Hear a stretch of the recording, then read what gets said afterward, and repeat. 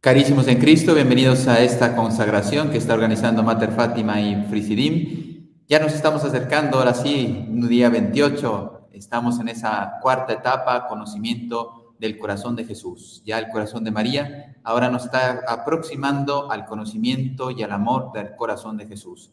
Y vamos a hablar de un tema muy especial, la encarnación del Verbo. ¿Qué implica que Jesucristo, o sea, el Verbo, el Hijo unigénito del Padre, toma la naturaleza humana para venir a cumplir la redención de los hombres, a pagar por ese pecado que habían hecho nuestros primeros padres y que habían ofendido gravísimamente a Dios Padre y no había forma de pagarlo, de compensarlo, de recuperarlo. Y por lo tanto tuvo que encarnarse el Verbo para entregarnos esta redención que ha sido para nosotros la grande noticia. El Verbo se hace carne, habita en nosotros, padece, muere y resucita, nos da la victoria, el cielo en nuestra vida.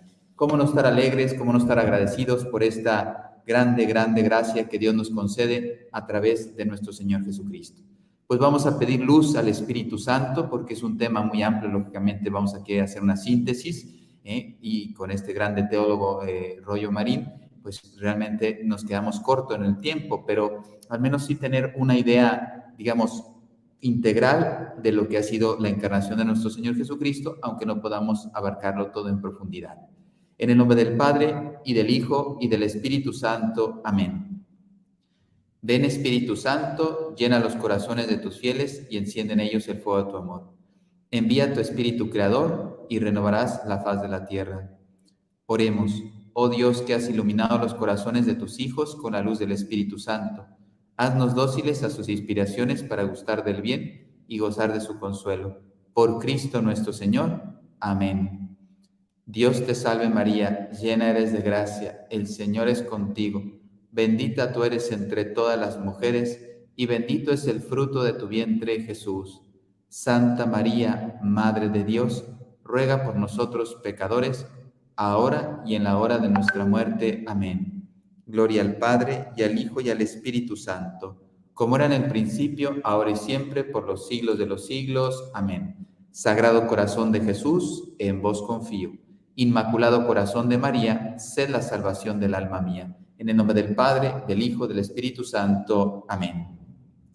Jesucristo, por lo tanto, es verdadero Dios y verdadero hombre. La encarnación, y también, si nos da tiempo, un poquito sobre el culto al Sagrado Corazón de Jesús. Todo lo tomamos del Evangelio de San Juan, capítulo 1, ya lo hemos leído en una parte los otros días, pues ahora vamos por la otra parte. Recuerden que es un capítulo muy completo, muy bello. Bueno, pues al menos con pequeños extractos podemos gozar de este poema de amor y de reconocimiento de la divinidad del Verbo que estaba ya desde la eternidad con Dios. Todo fue creado por Él y es el que viene como luz para alumbrar a los hombres, el que se encarna. Pero empezamos con cosas tristes. Vino a su casa y los suyos no lo recibieron. Este es el gran drama del corazón del hombre. Pero a cuantos lo recibieron, les dio poder de ser hijos de Dios, a los que creen en su nombre. Estos no han nacido de sangre, ni de deseo de carne, ni de deseo de varón, sino que han nacido de Dios. Y el Verbo se hizo carne y habitó entre nosotros, y hemos contemplado su gloria, gloria como el del unigénito del Padre, lleno de gracia y de verdad, pues de su plenitud todos hemos recibido gracia tras gracia, porque la ley se dio por medio de Moisés, la gracia y la verdad nos han llegado por medio de Jesucristo. A Dios nadie lo ha visto jamás. Dios unigénito, que está en el seno del Padre, es quien lo ha dado a conocer al mundo. Bueno, no dice el mundo, pero yo lo añado. Pues palabra del Señor, gloria a ti, Señor Jesús. Bien, pues vamos a Jesucristo y la vida cristiana. Es un libro también muy interesante de Rollo Marín. La encarnación es el misterio de un Dios que se nos ha dado y la fuente de todos los bienes sobrenaturales. Dios quiso mediar con nosotros a través de Jesucristo, y todo lo que envía al mundo lo hace a través de Jesucristo. Y ya lo hemos estado entendiendo, Jesucristo le ha entregado todo a su madre, por gracia. por naturaleza, por realeza, por todo, por su ser. Todo lo tiene Cristo, ¿sí? El Padre obra a través de su unigénito. Pero Cristo, es voluntad de Dios, se lo ha entregado todos los beneficios y gracias que pasan al mundo, viene a través de la Virgen María. Pero ahora vamos a hablar del Verbo que se encarna. Por lo tanto, la Iglesia llama encarnación al hecho de que el Hijo de Dios, fíjate, naturaleza divina, ya hemos hablado de las tres personas, una sola naturaleza, por tanto, ya no hay problema en eso. Asumió una naturaleza humana para llevar a cabo nuestra salvación. El Verbo se hizo carne. O sea, Dios asume una naturaleza humana. Esto significa que asumió y apropió una naturaleza humana con cuerpo y alma. Yo soy naturaleza humana. Yo tengo un cuerpo, ustedes lo ven, y ¿qué da vida a este cuerpo? El alma. Pues yo soy naturaleza humana. Basta. Soy persona humana, ser humano, ¿sí? Ahora soy hijo de Dios por gracia, por el bautismo, siendo una naturaleza humana, recibo esa gracia del bautismo y me eleva a la naturaleza divina por gracia. Pero yo no dejo de ser hombre con naturaleza humana. Bien, el Verbo asume esa naturaleza, alma y cuerpo de la naturaleza humana, sin dejar de ser el Verbo eterno, unigénito del Padre. Por eso dice, para incorporarla a la persona divina. Precisamente, fíjate, yo ya soy un hijo de Dios. ¿Por qué, Padre? ¿Cómo lograste eso? ¿Tuviste que pagar o porque eres muy inteligente? ¿Qué te hace que tú seas elevado a la dignidad de hijo de Dios? La encarnación del Verbo y la entrega, la gracia que nos dejó especialmente a través de la Iglesia. La Iglesia es la dispensadora de todas las gracias que Cristo trajo al mundo. Entonces, precisamente se encarna para incorporarnos, la naturaleza humana le incorpora a la naturaleza divina, a la persona divina. La fe en la verdadera encarnación del Hijo de Dios es el signo distintivo de la fe cristiana. Aquí muchas sectas se caen. Hablan de un Cristo, pero no del Verbo encarnado, ¿sí? Entonces, aquí ya te empiezas a dar cuenta de qué están hablando. ¿Qué es? ¿Es el Hijo verdaderamente de Dios o es un hombre pues muy sabio, muy bueno, muy profético? ¿Qué es? O sea, para estas sectas, ¿quién es Cristo?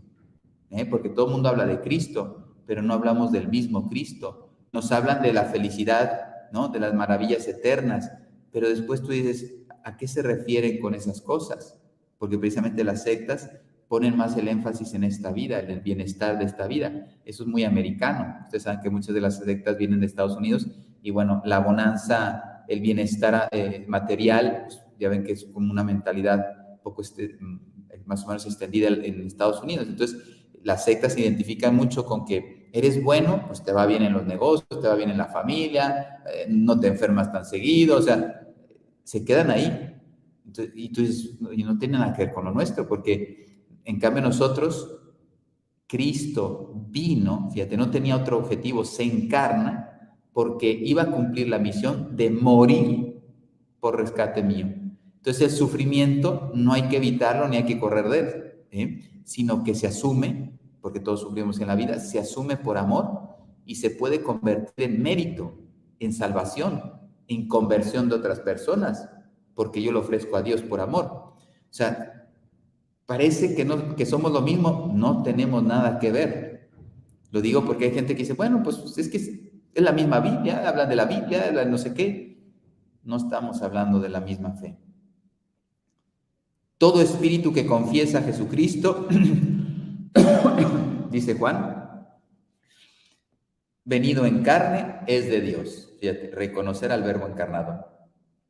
¿Cuál es el motivo principal de la encarnación? Salvarnos, reconciliándonos con Dios.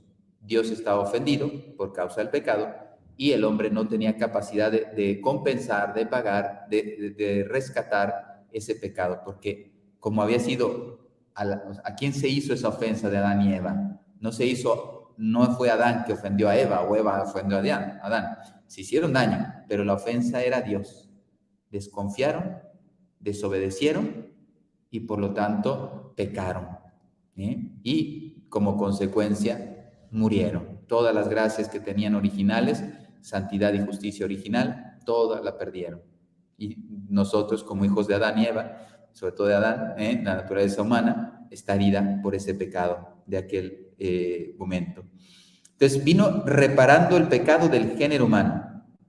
Nuestra naturaleza enferma exigía ser sanada, desgarrada tenía que ser restablecida, muerta, naturaleza humana, tenía que ser resucitada.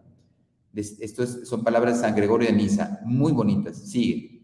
Habíamos perdido la posesión del bien, a Dios. Era necesario que se nos devolviera y yo no podía obtenerlo. Encerrados en las tinieblas, en la oscuridad del pecado, éramos esclavos del demonio, de la muerte, etc. Hacía falta que nos llegara la luz, y ya lo dice San Juan, clarísimo. Estando cautivos, esperábamos un Salvador, esclavos, un libertador. El pecado esclaviza, pues Cristo vino a liberarnos, que dice, la Escritura dice, Cristo vino a deshacer las obras de Satanás. Está en Juan. Entonces la encarnación del Verbo se ordenó a la redención del hombre, a eso vino a salvarnos. Todas las cosas han sido ordenadas por Dios para la gloria de Cristo como fin. Y luego Cristo se lo entregará todo al Padre. Todos miramos al Señor y nos entregamos al Señor, glorificamos al Señor, pero sabiendo que después todo eso va al Padre. Por esto murió Cristo y resucitó, para dominar sobre muertos y vivos, dice San Pablo, Romanos 14, 9. Por ello, en la obra de la encarnación pueden distinguirse tres fines en la obra de la encarnación. El fin inmediato, redimir al género humano, no a una persona, a toda la humanidad. Después, quien quiera ser redimido, recibe la gracia, pero él puede redimir a todo el género humano. Después, un fin inmediato, que se tiene después del anterior, exaltar y glorificar a Cristo Redentor. Para eso se encarna, para que yo pueda exaltar y glorificar con mi vida, con mi entrega, cumpliendo la voluntad de Dios a través de esa glorificación. Y el fin último y absoluto es la gloria de Dios. Todo se lo entregaremos a Cristo y Cristo se lo entrega al Padre. ¿Fue necesaria la encarnación del Verbo para el perdón de los pecados del hombre? Hay varios tipos de reparación que Dios pudo haber utilizado. Y ya a estas alturas sabemos que de los varios tipos, Él escogió una, en su infinita sabiduría. ¿Sí? Hay razones teológicas, pero seguro que no abarcamos ni la mitad. Bueno, primero, nos pudo haber perdonado de una forma gratuita y sin reparación. Oye, ¿me has ofendido? No te preocupes, no ha pasado nada. Tú sigue igual. ¿Es una forma? Pues no. Dios no la escogió. Reparación congrua. ¿Qué quiere decir? Fuera de las exigencias de la justicia, ¿no? Entonces,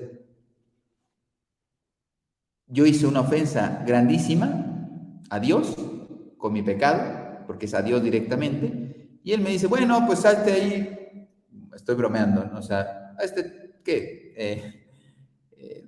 5 penitencias, ¿no? Ya 5 ayunos y se acabó, ¿no?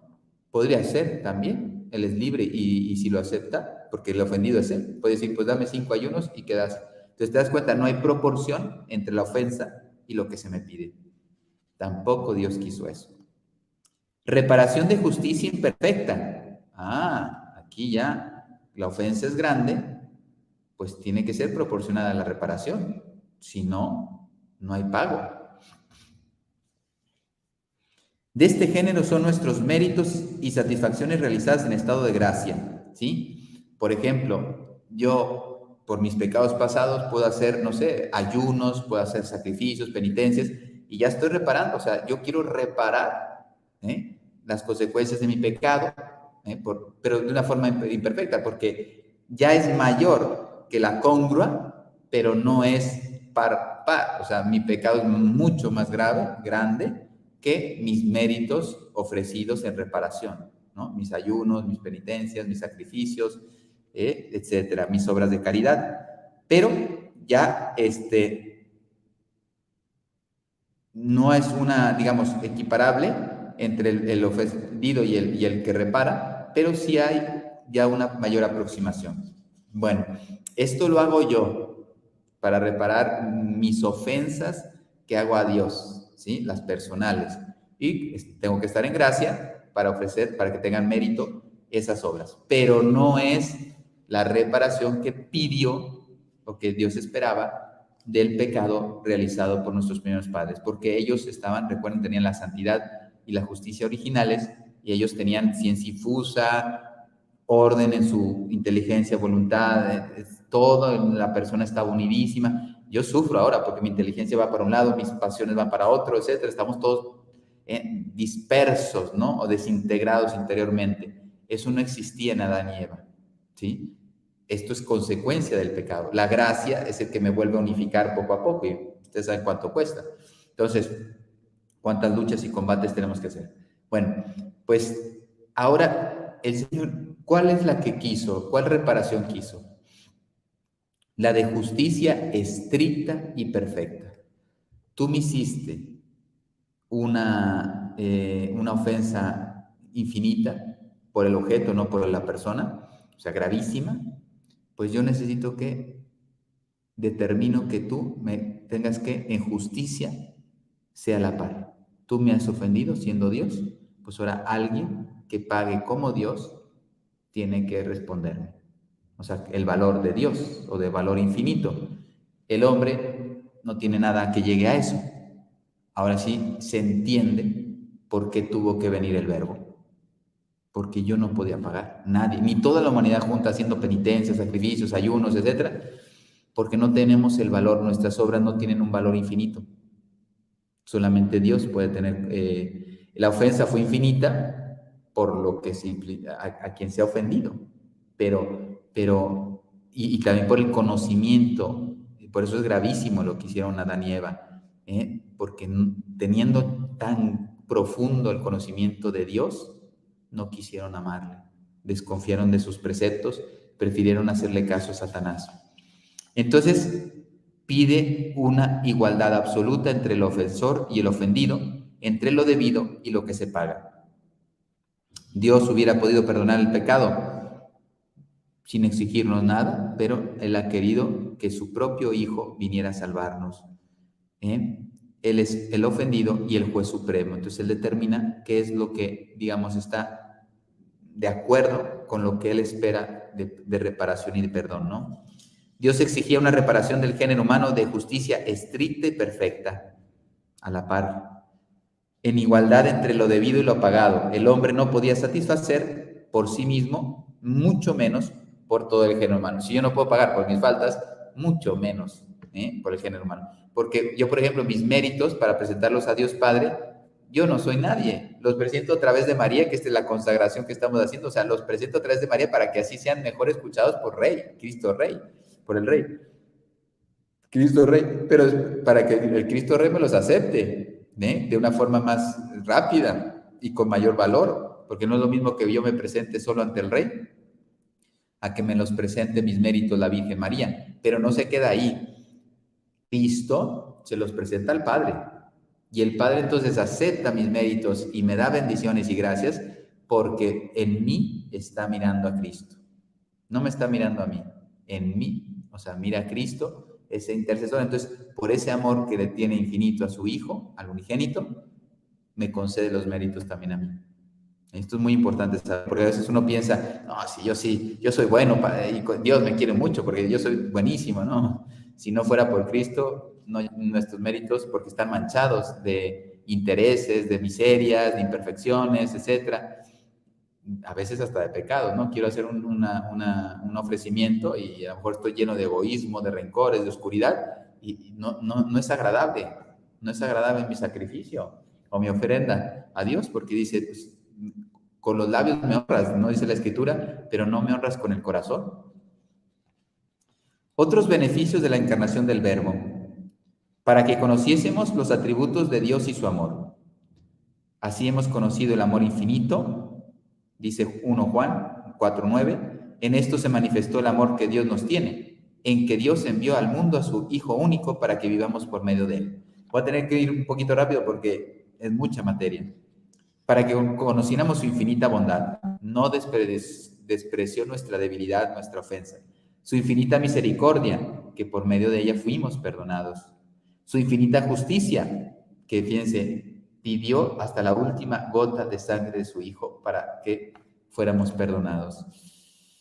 Es muy duro lo que Cristo hizo por nosotros. Su infinita sabiduría. Todo problema será resuelto por la sabiduría que Dios inspirará en nuestro corazón. Su infinito poder, para Dios nada imposible. También se encarnó esto era para conocer sus atributos, son atributos de Dios. Pero después también para promovernos al bien, o sea, motivarnos a actuar bien. Excita y afirma nuestra fe, o sea, suscita mi fe, ¿no? Dios es el que habla y se revela, entonces a mí, con todo esto, Cristo es el rostro del Padre. ¡Wow! Yo quiero seguir a ese Dios que se ha manifestado en Cristo. Aumenta nuestra esperanza. Oye, si Cristo vino a morir por mí, que es Dios, ¿cómo voy a desconfiar de Dios, de su amor, de su paternidad, de su entrega? Aviva la caridad, porque amor con amor se paga. Si Él me ha amado a mí con amor infinito, pues mi correspondencia es total. Yo no puedo amarle como Dios me ama, pero sí puedo amarle con la totalidad de mi ser criatura. Nos impulsa a vivir la virtud, porque ya tengo un modelo y sé cómo me debo comportar, y la gracia me acompaña. Nos hace plenamente partícipes de la naturaleza divina por medio de la gracia santificante que nos vino a traer Cristo. También, fíjense, otro beneficio de la encarnación nos aparta del mal. Por lo tanto, razones para apartarnos del maligno y no ser esclavos del demonio. Nos libera de la esclavitud de Satanás y del pecado, porque Cristo ya venció a Satanás y al pecado. Si yo vivo en gracia, si vivo en la voluntad de Dios, no tiene nada que hacer. Nos da una idea elevadísima de la dignidad de la naturaleza humana. Cuánto nos ama Dios, cuánto valora que el mismo Dios asumió la naturaleza humana, cuánto le importa su propia creación. Yo desprecio mi vida, desprecio mi libertad, desprecio mi naturaleza humana porque peco, y en cambio Dios vino a rescatarme. Yo despreciándome, y Él vino a rescatarme. Cuánto valora mi ser, ¿no? Nos quita de la presunción, porque todo es gracia y misericordia en Dios. ¿Qué voy a presumir yo? ¿Qué tengo yo que no me lo haya dado Dios? Nos quita la soberbia, que es la raíz de todos los pecados. O sea, el más perfecto, el más santo, el más omnipotente, ahora se viene a humillar en la naturaleza humana para servirme a mí, para entregarse por mí. O sea, rompe cualquier corazón. Señor, todo eso hiciste por mí. Y lo pensaste desde la eternidad, o sea, no es por mérito mío, sino lo pensaste porque yo lo necesito. No, es que como yo soy muy bueno, muy inteligente, Cristo pues se sintió atraído a salvarme y ayudarme. No, desde la eternidad ya lo había pensado todo esto. Entonces quiere decir que no fueron mis méritos los que atrajo a Cristo, sino su puro amor. Salvarme, amor. Amar por amor. Amar, Él me amó por amor. No porque yo le fuera a dar algo, porque yo le aporte algo. Aunque no le amara, Él me sigue amando siempre. ¿Cómo se produjo la encarnación? Bueno, hay que distinguir entre naturaleza y persona. Esto es filosofía, pero para esto se va a entender muy rápido. Entonces, la naturaleza humana, para que tenga existencia, necesita dos elementos, que eres tú. Tú eres una naturaleza humana. ¿Y cuáles son tus dos elementos? El alma, el principio espiritual, que es el ser, el que da la vida, y la materia, que aquí estás, ¿no? Entonces, unidos hacen la persona. Entonces, yo soy una persona de naturaleza humana. Muy sencillo. ¿Qué hizo Cristo? La persona del Verbo, que estaba con Dios, lo dice Juan 1, se encarna, asume la naturaleza humana, por lo tanto, tiene alma divina, o sea, tiene inteligencia y voluntad divinas, infinitas, y se une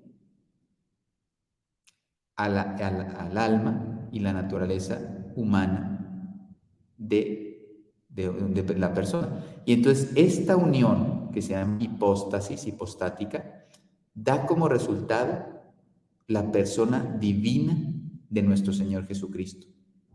Entonces, no pierde porque no deja de ser Dios y empieza a ser hombre en la historia. No se confunden las naturalezas. Están unidas, mas no se confunden. No es que cuando se dice asumir, es que se integra a ella y vive como hombre, pero no desaparece la humanidad. Entonces, es muy importante esta clasificación. Esto se llama gracia de unión. Las dos naturalezas permanecen perfectamente íntegras e inconfusas. Están unidas, asumidas por el verbo, pero están íntegras. No ha perdido. Cristo tiene tanta inteligencia como yo y tanta voluntad como yo, como hombre, como ser humano. Pero unidas, o sea, quien vivifica a todo esto, le da su fuerza, es el verbo, el Hijo unigénito. Esta unión se realizó por la gracia de unión, que es superior a la gracia santificante. Yo cuando recibo un sacramento, especialmente la confesión, si estoy en pecado, entra la gracia santificante y es algo, la gracia santificante vale más que todo el universo. Pues la gracia de unión es mayor que la gracia santificante. Afecta la naturaleza humana completa, alma y cuerpo. Por eso dice San Pablo, en Cristo habita toda la plenitud de la divinidad, o sea, todo un Dios, corporalmente. Aquí hay herejías que negaban la humanidad de Jesucristo. Desde el siglo XIII hay estas herejías y estas críticas. Ellos afirmaban que era verdadero Dios, pero no existía la naturaleza humana.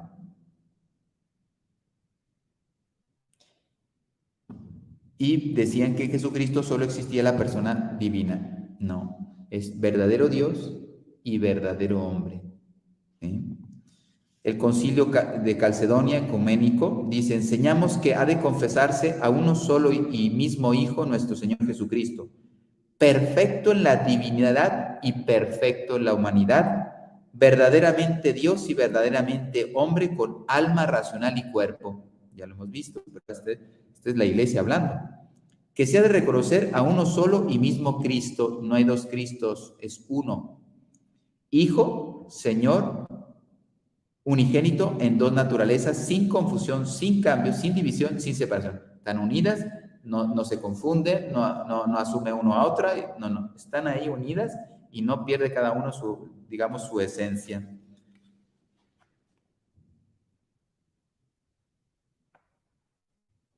Entonces, la humanidad de Jesucristo es un atributo de la persona divina como propio sujeto. Y por eso, fíjense, ¿por qué hacía milagros? Yo no hago milagros. Yo no tengo poder para hacer milagros. Pero Padre, tú tienes como Jesucristo inteligencia y voluntad. Efectivamente, Cristo tenía inteligencia y voluntad humanas. Pero detrás de mí está Dios dándome el ser en el alma. Nada más. En cambio, detrás de Dios, de Jesucristo, o sea, estaba la persona divina.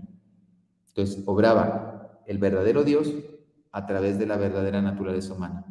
Y por eso Dios, Cristo, la persona divina de Cristo, podía hacer milagros. Nuestro Señor Jesucristo hacía milagros, tenía el poder y no tenía que pedirle nada. Yo puedo pedir que Dios cure a una persona. Miren, el Padre Pío y todos estos santos, por intercesión de ellos, por medio de ellos, Dios realiza milagros. Dios, ellos son simplemente canales que confirman a Dios. La naturaleza humana de Jesucristo, fíjense ya, pues está el cuerpo y el alma. Tiene las operaciones de la inteligencia y la voluntad como tú y como yo. Cristo tenía inteligencia y voluntad como nosotros. Dice, el Hijo de Dios asumió un cuerpo verdadero y real formado por el Espíritu Santo en el seno de la Virgen María. Esto es doctrina de fe. Asumió todas las partes integrales del cuerpo humano, carne, hueso, sangre, etcétera, todo. Y son informadas por el alma, que a su vez es Dios el que asume esto. Por eso la sangre de Cristo no hubiera podido redimirnos si no hubiéramos estado unidos, o sea, no hubiera estado unida al Verbo. Él tenía su sangre derramada, tenía un valor infinito, que es la que el Padre acepta. Dios que era invisible se hace visible con el cuerpo de Jesús, el rostro del Padre.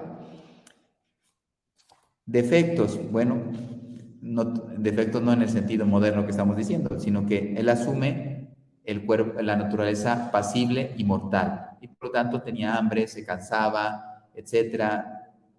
Dios podía crear 20,000 mundos en un segundo, ¿no? Y sin embargo, cuando caminaba, no, a la samaritana no le pidió agua, porque seguramente estaba en el desierto y tenía sed, y en base a esa conversación, pues la samaritana y toda esa aldea de los samaritanos se convirtieron por causa de Cristo. Bien, el alma de Cristo también es una verdadera alma racional como la tuya y la mía, ¿sí? Esto es de fe expresamente definida, que es la parte esencial de la naturaleza humana. Y Cristo tenía dos voluntades, la divina y la humana. La voluntad humana de Jesucristo siempre y en todo momento estaba subordinada y conforme a la voluntad divina. O sea, él siendo Dios, tiene la voluntad humana, entonces la voluntad humana siempre estaba cumpliendo lo que tenía que hacer, había dispuesto, perdón, la voluntad divina. Por eso él venía a morir por nosotros, entonces no se desvió. Mira que le querían hacer rey, que le quisieran, bueno, pudo haber hecho muchas cosas muy bellas. Y él no, él tenía muy claro que él se había encarnado, porque así lo pidió el Padre, para salvar al género humano. Entonces, las dos voluntades son cooperantes, no opuestas. Hay esa armonía también. Como no hay pecado en Cristo, pues no hay en nosotros hay rompimiento, pero en Cristo nada. Entonces dice, perdón, tenía perfecto albedrío, libertad. Dice, nadie me la quita la vida. Dice, soy yo quien la doy de mí mismo. Tengo poder para darla, tengo poder para tomarla. Juan 10, 18. Pero entonces, ¿cómo se compagina la libertad de Cristo con su absoluta impecabilidad y con la visión beatífica de la que gozaba su alma? ¿Sí? Pues él nunca optó por el mal, lógicamente él podía realizar una otra cosa, era libre, mas sin embargo, él siempre, porque tenía toda la fuerza y todo el conocimiento de la verdad, él obró siempre la verdad, ¿sí? También era libre para escoger, podía realizar o no el acto o podía escoger este bien u otro, ¿sí? Él era libre, como tú y como yo, ¿sí? Después, los defectos, entre paréntesis. ¿Qué defectos tenía el alma? Pues nada, ninguna.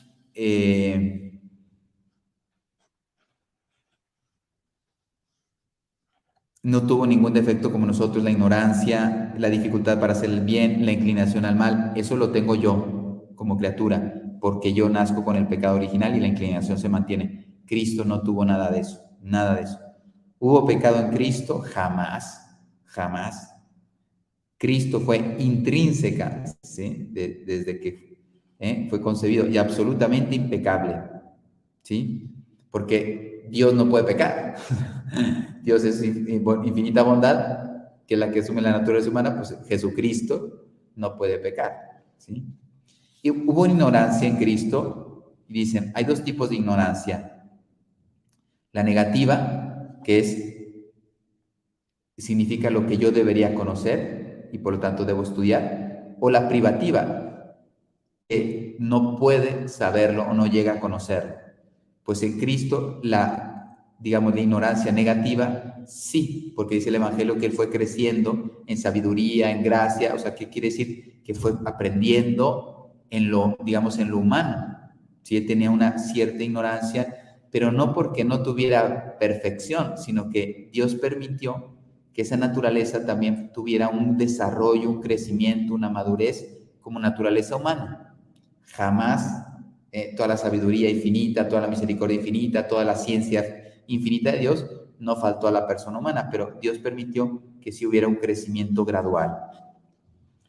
¿En Cristo hubo pasiones en el sentido de filosofía? Sí.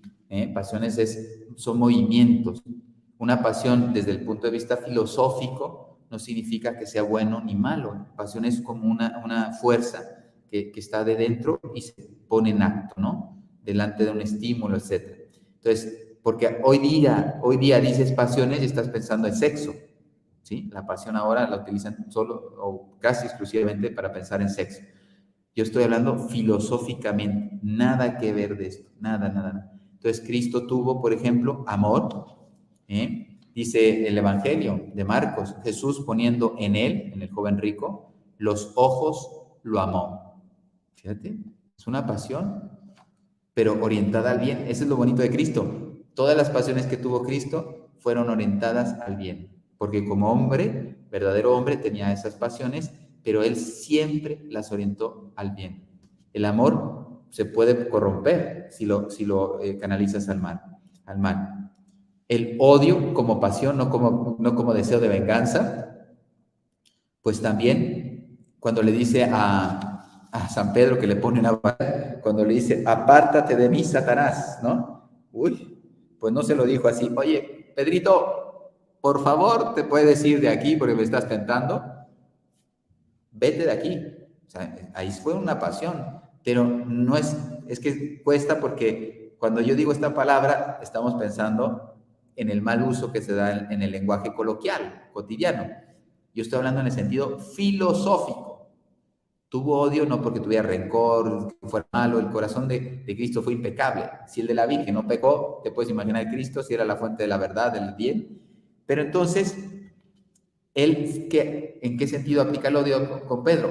Separó el mal, ¿sí? No es que odiara a Pedro, le cayera mal, ahora me la vas a pagar por andarme diciendo estas cosas. Lo digo porque si no estamos confundiendo. Entonces, no, con esta pasión lo que hace Cristo es separa el mal.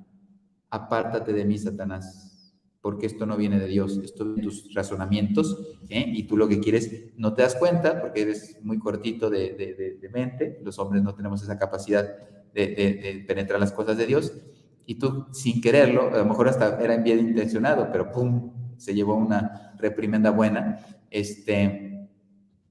tú quieres romper los planes de Dios, son tus ideas, no las de mi Padre. Porque en cambio cuando dice, tú eres el Dios vivo, ¿no? Jesucristo, el Hijo de Dios vivo, el Mesías, ¿no? El que ha de venir. Bueno, eso te lo reveló no la sangre ni la carne, no las pasiones, sino te lo ha revelado mi Padre, es una gracia. También tenía deseos, ardientemente deseado comer esta Pascua con vosotros. Tenía un deseo de amar, deseo de entrega, como deseo que este cáliz, ¿no? Deseo beber ya este cáliz, para cumplir la voluntad de mi Padre. Tenía ira cuando mirando con un mirar airado y le dice, tú, extiende la mano, ¿no? Te voy a liberar. O también cuando expulsa a los mercaderes, pues fíjate, parece que estaba enojado y que hizo un acto imperfecto, o sea, de maldad. En Cristo no hubo maldad en su corazón. Lo que tenía era una indignación que brota esa pasión y fíjate que es bien orientada porque dice, fuera de aquí no hagan un mercado la casa de mi Padre. O sea, fíjense, no los odiaba, no los maltrató, o sea, simplemente los echó fuera porque esta es una casa de oración, no es un mercado, aquí no se hace negocio. También tuvo dolor y tristeza. Mira, Judas, con un beso entregas a tu amigo. Imagínate, qué dolor y qué tristeza. Bien, ya se me fue el tiempo. Se le puede tributar culto de adoración a Cristo con mi inteligencia, porque sé que es Dios, con mi voluntad me entrego totalmente a Él, y con obras exteriores, por ejemplo, me voy al Santísimo. Bien, no, me he quedado corto, pero ya me he pasado 10 minutos, me he quedado corto, no hablamos ni de San Luis María Griñón de Montfort, pero yo creo que ha sido muy bello, muy bello. Todo esto es muy, muy interesante. Espero que despierte un deseo de seguir conociendo más a ese verbo que se encarnó para salvarte. La alegría de todo esto que hemos entendido es que todo eso fue realizado por amor para mi salvación. Bueno, les doy la bendición, nos vemos mañana. El Señor esté con ustedes y con tu espíritu. La bendición de Dios Todopoderoso, Padre, Hijo y Espíritu Santo, descienda sobre ustedes y permanezca para siempre. Amén. Que Dios les bendiga.